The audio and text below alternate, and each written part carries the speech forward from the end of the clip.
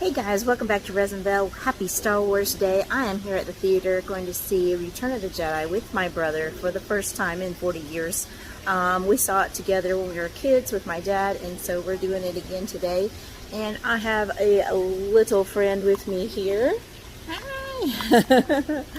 But anyway, hopefully you enjoy this quick little Star Wars project. I'm creating a desk lamp with a droid head that I got at Galaxies Edge when I went 2 years ago.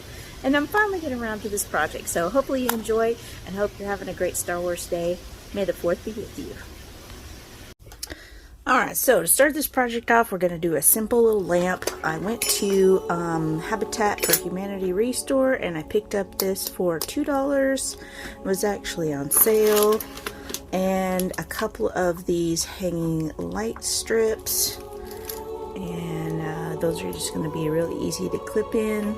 Just drill a hole. So I got all of that for $3. I love shopping at Habitat for Humanity Restore because you can get a lot of the products for your projects pretty cheap. So if you have one near you, go check it out because lots of cool stuff there.